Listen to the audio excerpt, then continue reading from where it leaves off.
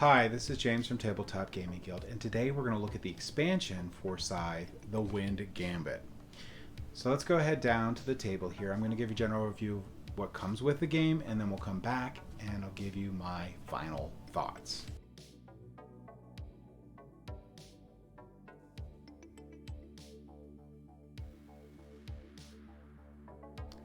Okay, so this is what you're going to get with the Wind Gambit expansion for Scythe.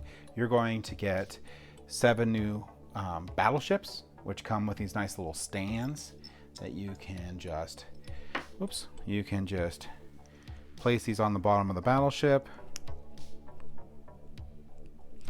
and the battleship will sit on the game board above everything else, which is really cool. So it adds to the theme on there, and like I said here, these don't come painted. I painted them. I'm not the greatest painter in the world. I just wanted to add a little color to the game and add a little bit more like thematic flair to the game. So that's why I painted those up, and I think they look cool on the board. They're nothing any dramatic in here, but basically what they are unpainted is just going to be the color of the faction they match with. And I put a little band around each so you know which one it is. Other than that, you're going to get about 7 tiles. You're going to get 7 aggressive and 7 passive tiles. And what you're going to do is at the start of the game, you're going to flip over one of these passive ones. And this is going to be the ability of all the battleships for all the players. And you're going to flip over an aggressive one, and this will be the aggressive ability of all the battleships. So the battleships throughout the game will have these 2 different abilities, and that's just it. There's a lot in here, and there's a lot of different combinations that occur, so there's a lot of replayability in just what combinations each of the battleships get, or what abilities each of the battleships get. So that's cool. But the other thing the expansion comes with is going to be these cards right here. And what these cards do is change how Scythe ends. So this one here is the first player to have 5 or 6 stars on the triumph track during their turn will gain $5 and complete their turn. Continue playing until each player has 2 more turns. At the end of the final turn, the factory explodes, forcing all units except airships on the factory and on each of the 6 adjacent territories to retreat to their home bases. Resource tokens and structures remain.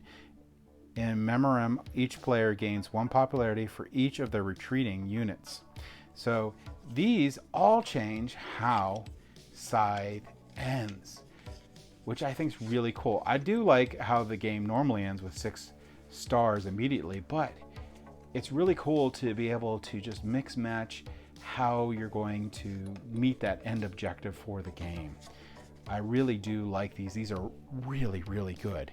And I think there's, how many of theirs? There's going to be 8 of these. So 8 different ways you can have Scythe end. It's just great. So this is what you're basically getting with the expansion here. Let's go ahead back up to the table here, and I'll give you my final thoughts on Scythe, the Wind Gambit expansion. I really like Wind Gambit. I think it's a great expansion published by Stonemaier Games. Not just because of the flying battleships, which are really cool, adds more variety to the game. I like how you get the variable player powers at the beginning of the game, or player powers for the battleships, and that can change up through the game. So there's a lot of replayability with those. So they're just great. Great, more miniatures, more things to do, great. Doesn't add more complexity really to the game. Super easy to teach the additional rules for this. It's just a thing that you say at the beginning and you're off to the races. What I really, really like about this game is I do like the fact that the game ends on the 6 stars, but I've played with a lot of people that don't. And I just like Scythe. I like Scythe a lot. So I just want to play it. So if people don't like how the game ends in 6 star, you can pick a different module. You can pick a different ending. You can have everyone have an additional turn after the 6 star. That's in here. You can tailor it to whatever your game group, for the most part, would like. There's a lot of different options. So I like the flexibility this adds to get it to the table more often. If you really like Scythe, and Scythe is a game that you like a lot, this is pretty much an essential expansion. Like almost every expansion that every expansion so far that I've gotten for Scythe, I think is an essential expansion, which is crazy. Well, except for the modular boards. That's more tailored to a certain gaming group, and it's still good. I'll go over those in the future, but the game board's pretty balanced out with the territories and stuff. I won't get into it right now, but definitely this game, which is going Scythe Win Gambit, or Scythe Invaders from Afar, or Scythe Encounters, are all what I think essential expansions for Scythe. They're really, really good.